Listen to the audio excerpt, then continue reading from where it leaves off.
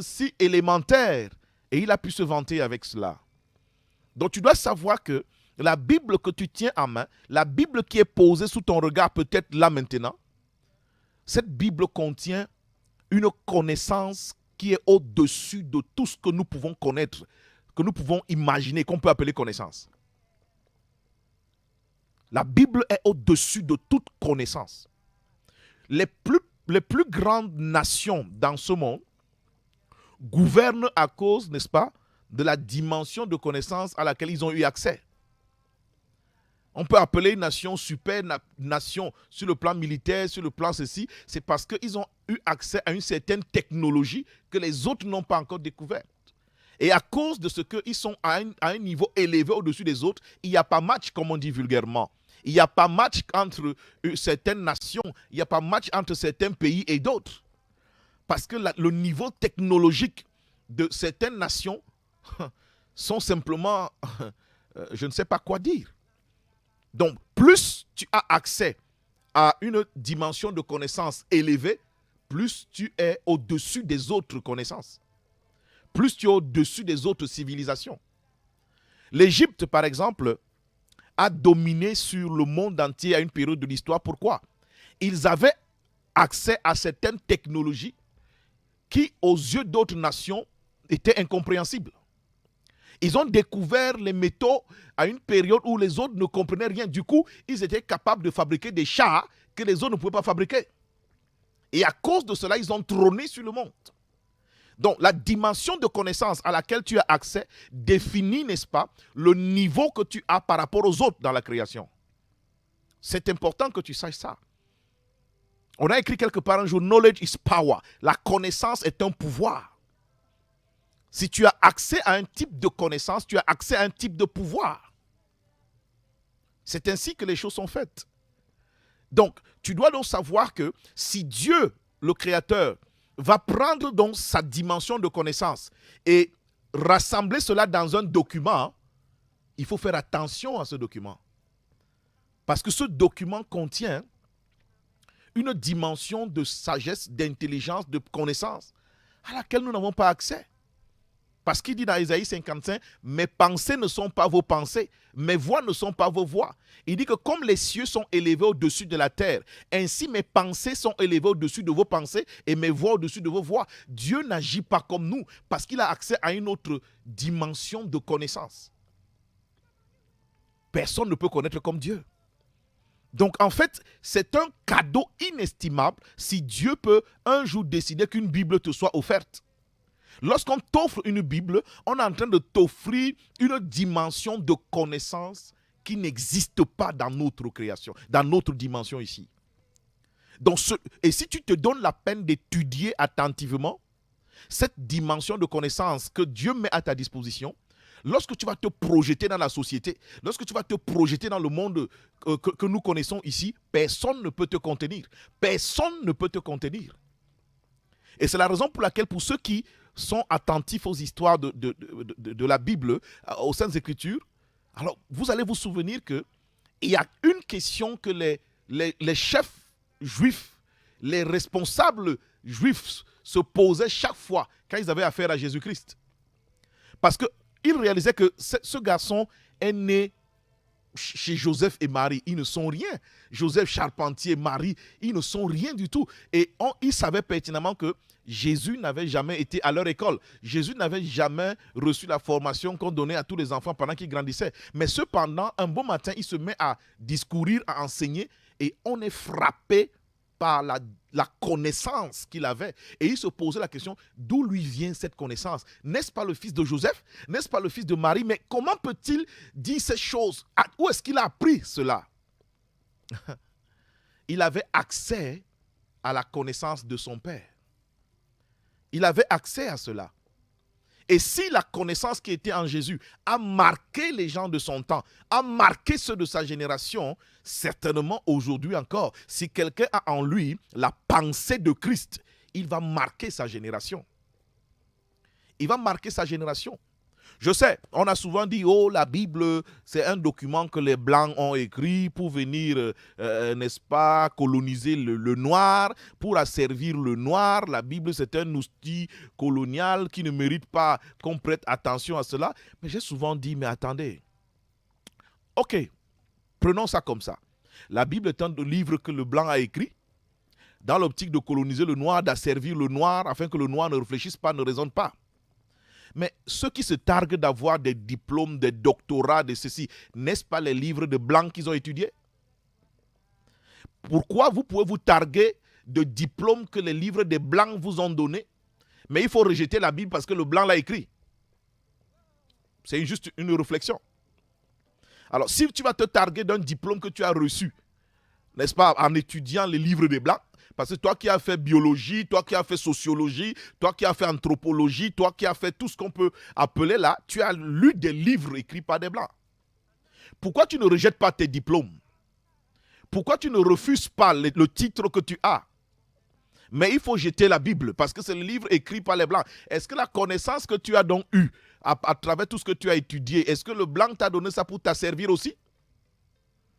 Bien-aimés, soyons parfois, je ne sais pas, logiques. Soyons logiques. Donc, moi je crois véritablement que si tu te donnes la peine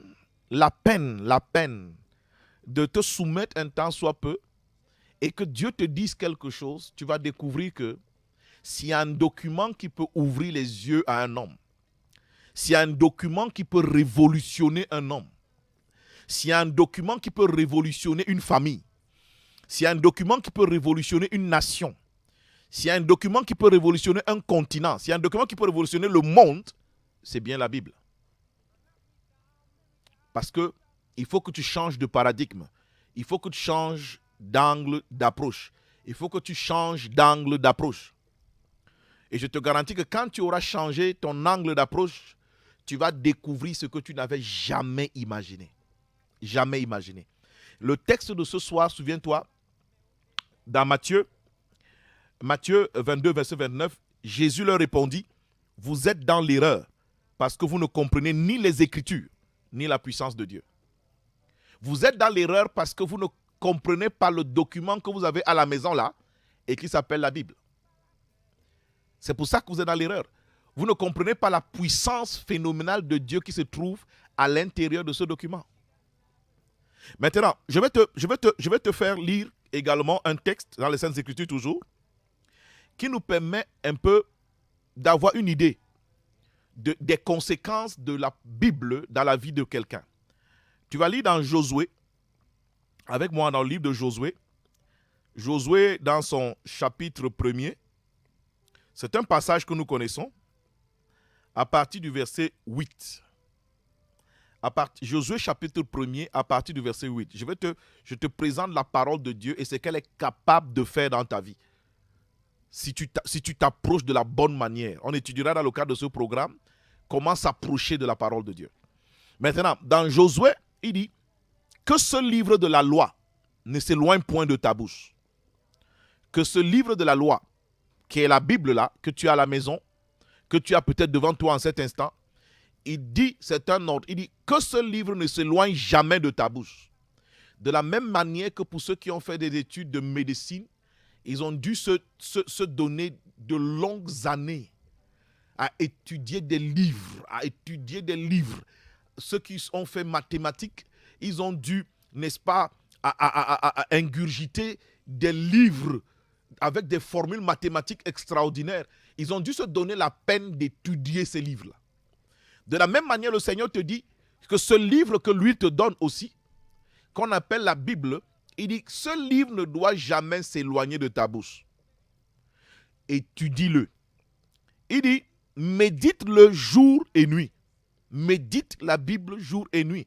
Étudie la Bible jour et nuit. Tous ces termes-là, on les verra en détail. Mais il dit, médite la parole jour et nuit. Et il dit, agis fidèlement selon tout ce qui y est écrit.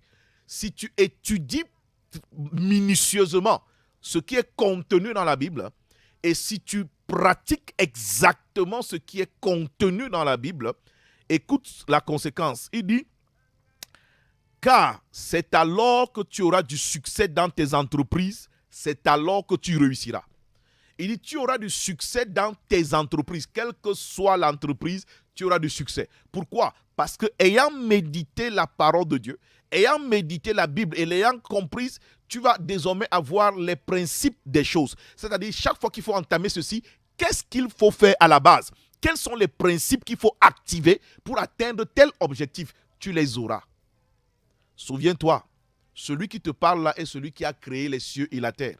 Il maîtrise les principes et les fondements de ce qu'il a fait. Alors s'il décide de partager son secret avec toi, s'il décide de te faire partager, n'est-ce pas, les éléments sur lesquels il s'est appuyé pour forger tout ce que nous connaissons, tu ferais mieux de prêter attention. Parce qu'il te donne les clés qui vont te garantir que dans ce monde, rien ne soit plus un mystère pour toi. Écoutez, si vous allez dans une maison et vous achetez un véhicule, ce véhicule devant vous est un amas d'interrogations et de mystères. C'est-à-dire que comment est-ce que ce véhicule fait pour aller à 500 km/h? Comment est-ce que ce véhicule fait? Pour vous, ce sont des mystères. Mais si celui qui a conçu la voiture est à vos côtés au moment où vous visitez, vous vous rapprochez de la voiture, il va vous raconter des choses qui vont attiser en vous une passion particulière pour cette voiture. Parce qu'il va vous raconter au détail chaque principe de cette voiture. Il va vous raconter pourquoi cette voiture est capable de partir de 0 à 500 km en tel nombre de temps. Il va vous expliquer. Et parce qu'il le fait avec passion, c'est lui qui a conçu la voiture.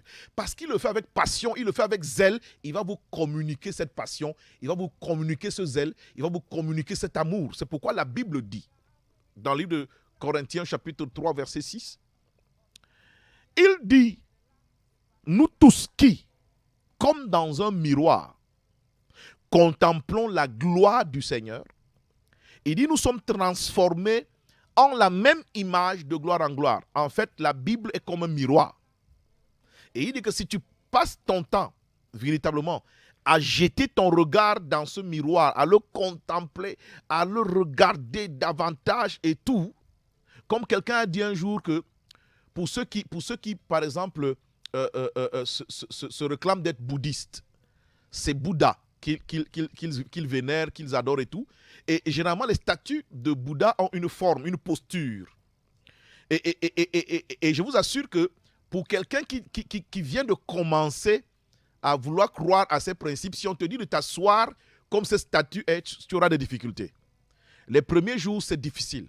Mais si tu continues jour après jour à t'exercer, à t'asseoir comme lui, tu t'exerces, à la fin, il n'y aura aucune différence entre la posture de cette statuette et toi qui es en face. Parce que tu as passé du temps à le regarder, à ajuster la position, à ajuster ta position, à t'inspirer de lui, à t'ajuster. Et à la fin, il n'y a plus une différence entre ta posture et sa posture. Donc nous devons savoir que à travers les Saintes Écritures, Dieu nous projette son image. Dieu nous projette son image, Dieu nous projette sa ressemblance à travers la Bible. La Bible est là pour te dire qui est Dieu, quelle est sa nature, qu'est-ce qu'il veut, qu'a-t-il planifié, comment les choses doivent fonctionner. Alors si tu passes ton temps à méditer ce document, à l'étudier jour et nuit, il dit qu'à la fin, tout ce que tu vas entreprendre, tu vas réussir. Parce que tu maîtrises, tu as la clé. Tu sais comment il faut s'y prendre. Tu sais comment il faut s'y prendre. Donc, bien-aimé, il dit que ce livre de la loi ne s'éloigne point de ta bouche. Médite le jour et nuit. Agis fidèlement selon tout ce qui est écrit, car c'est alors que tu auras du succès dans tes entreprises, c'est alors que tu réussiras. Est-ce que vous savez, chers bien-aimés à la maison, est-ce que vous savez que tous les hommes qui sont sur la surface de la terre se tuent au quotidien, rêvent au quotidien de réussite et de succès? Savez-vous que c'est la hantise de tout être humain sur terre?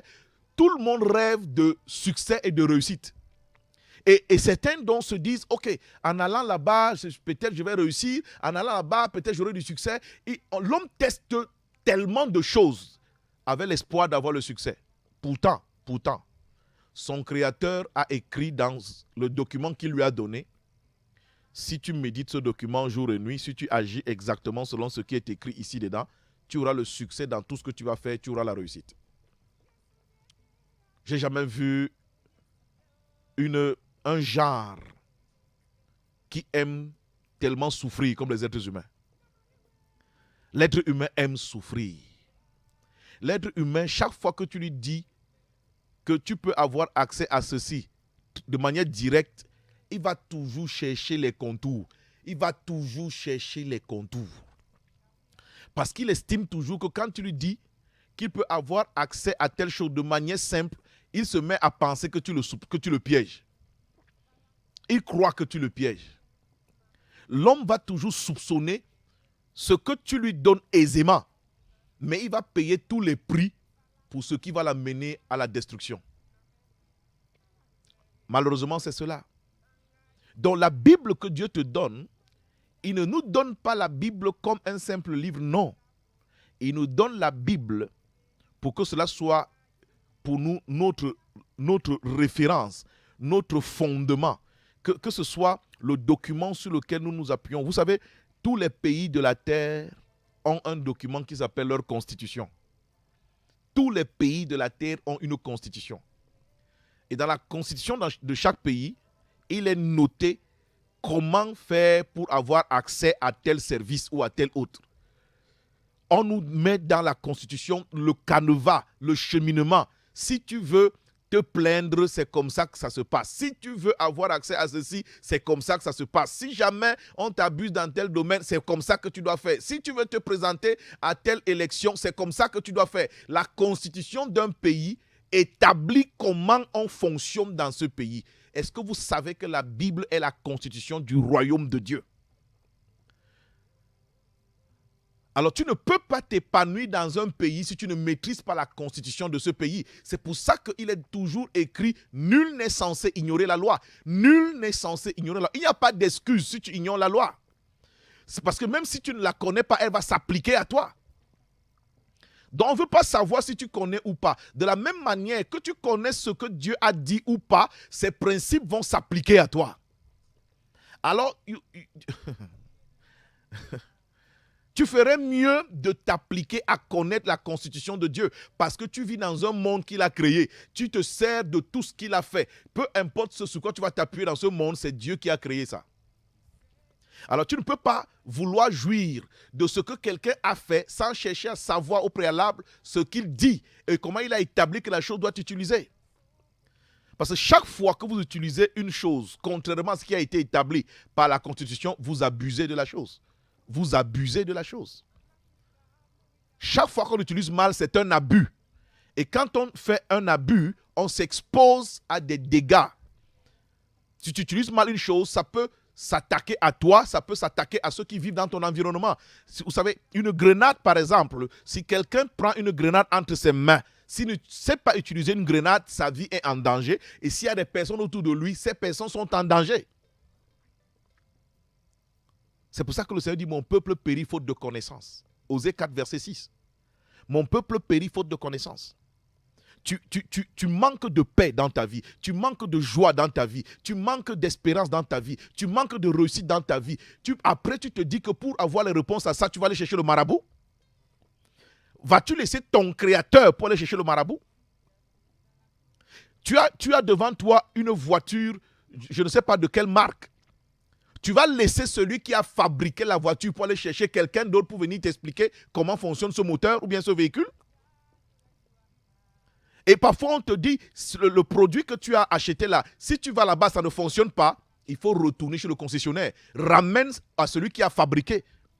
Et il sait comment il va réparer cette chose très facilement. Les pièces sont disponibles, il les a. Les pièces de rechange, il les a. Mais si tu prends une marque de voiture et tu t'en vas chez un autre concessionnaire, ils n'ont pas les mêmes pièces, ce n'est pas la même concession. Seulement trouver la pièce, ce sera un problème et c'est du temps perdu.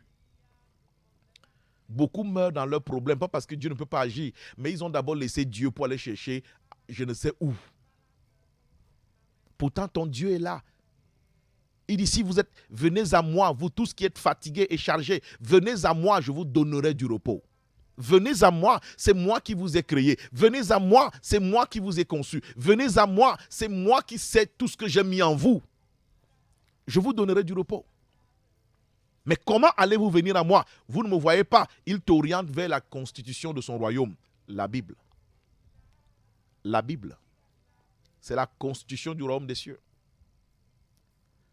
Et cette Bible dans laquelle, pendant 1600 années, Dieu a utilisé 40 auteurs différents. Ils ont rassemblé tous les livres que tu as. Tu sais, le mot Bible que tu utilises aujourd'hui vient d'un mot grec qui signifie bibliothèque. Et vous savez qu'à la bibliothèque, quand tu vas à la bibliothèque, tu trouves une pléthore de livres. Tu trouves différents types de livres, mais rassemblés à un même endroit. Du coup, si tu as besoin de livres qui parlent de science, on va te dire va dans tel rayon. Si tu as besoin de livres qui parlent de ceci, on va te dire va dans tel rayon. C'est la raison pour laquelle la Bible que tu as est divisée en deux grands groupes qu'on appelle Ancien Testament et Nouveau Testament. On appelle encore Ancienne Alliance et Nouvelle Alliance. Et la Bible que tu as contient à l'intérieur là 66 livres différents les uns des autres. 66 livres. C'est une bibliothèque. C'est un ensemble de livres qui traitent de tous les différents aspects et sujets de la vie. La Bible parle de science, la Bible parle de médecine, la Bible parle d'astrologie, la Bible parle tout ce que vous pouvez imaginer est contenu dans la Bible. Mais le problème, c'est que tu n'as jamais réellement découvert ce que c'était. Tu t'es contenté des clichés. C'est un livre que les Blancs ont écrit pour tromper les Noirs. Tu t'es contenté des clichés. Tu t'es contenté des préjugés. L'Africain n'a pas besoin de ça. C'est le livre des Blancs. Qui t'a dit que c'est le livre des Blancs? Qui t'a dit ça? Qui t'a dit ça? On a nos frères camerounais qui sont écrivains. On a nos frères camerounais qui sont écrivains. Et certains publient leurs livres dans des maisons en France. Est-ce que parce que ça a été publié en France, le livre des Blancs? Est-ce que ça a été parce que ça a été imprimé par une machine derrière laquelle c'est un blanc qui travaillait? Ça veut dire que c'est le livre des Blancs? C'est le livre de ton frère camerounais. C'est son livre. L'origine d'un livre, c'est celui qui a inspiré. C'est celui qui a inspiré le livre. C'est celui qui a écrit le livre. C'est pas là qu'on cherche à savoir l'origine d'un livre. Lorsqu'un patron dans une entreprise, dans une société, a envie de rédiger, n'est-ce pas, un courrier, et il appelle sa secrétaire, et il dit à sa secrétaire, assieds-toi, écris ceci, et il dicte, sa secrétaire écrit. Après, on envoie la lettre. Vous allez dire que quand la lettre qui est partie là, c'est la lettre de la secrétaire? Est-ce que c'est la lettre de la secrétaire? Je ne crois pas. La lettre appartient à celui qui l'a dictée. Alors si pendant 1600 années, Dieu a dicté sa pensée à 40 auteurs différents, ce n'est pas parce que ces personnes ont écrit la Bible que la paternité leur revient. Non. Ils ont été des secrétaires. Dieu a utilisé 40 secrétaires pendant 1600 années pour compiler ce que tu as à la maison et qu'on appelle la Bible. Et là-dedans, il a rédigé tout ce qui est nécessaire à l'appropriation de la vie dans tous les domaines. C'est pourquoi c'est une bibliothèque. La Bible est une bibliothèque. La Bible parle de tous les sujets que tu peux imaginer. Même ceux que tu n'avais jamais imaginé, la Bible en parle. Demain, nous allons revenir, cette fois-là, de manière plus profonde dans les différentes parties de la Bible. J'ai touché ça tout à l'heure, mais nous allons approfondir cela davantage demain. Les différentes parties de la Bible. J'ai parlé de l'Ancien Testament, le Nouveau Testament. J'ai parlé de l'Ancienne Alliance, la Nouvelle Alliance. Tout cela, on va comprendre demain ce que ça veut dire concrètement. Ce n'est pas seulement le papier que tu vois là. Nous allons toucher ça demain.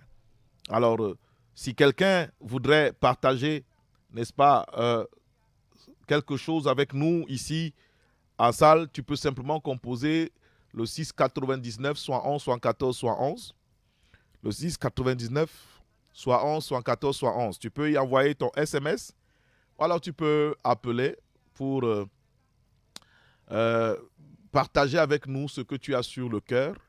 Et nous allons nous faire un plaisir extraordinaire de t'assister et t'apporter ce que nous pouvons faire dans le cadre de dans ce sens-là. En attendant, nous allons respirer un peu avec la musique. Nous allons respirer un instant, prendre une ponctuation musicale, toujours avec Onel Mala, qui, pendant qu'il chante là, il dit que il va nous guérir. Nous allons prendre cette ponctuation musicale avec... nous allons respirer un instant. Et pendant que la ponctuation passe, si tu veux partager quelque chose, va sur le clavier de ton téléphone. Ou alors, appelle et tu partages ce que tu as sur le cœur. Et nous allons nous faire un plaisir de partager ça ensemble. Que le Seigneur te comble pendant que nous soufflons un petit instant et nous revenons tout à l'heure.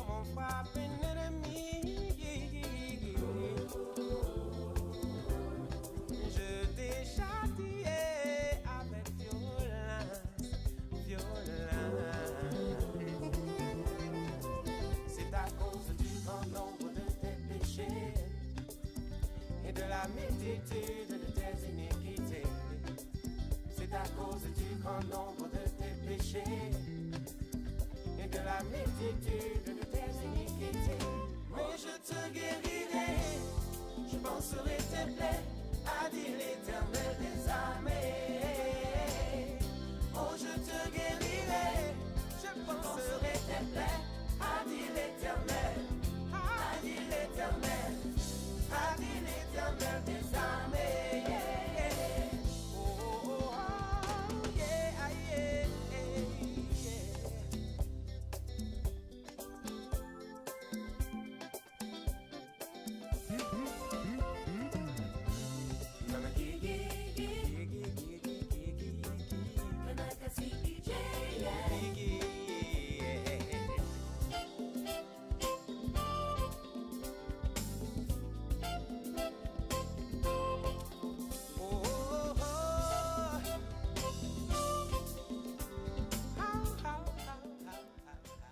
Nous avons reçu un SMS de la part de Rufine qui dit « Bonsoir, bien-aimé de Dieu. Moi, c'est Rufine, depuis Yaoundé. Je n'ai pas d'avancement dans ma vie. Je suis vivante mais morte de l'intérieur.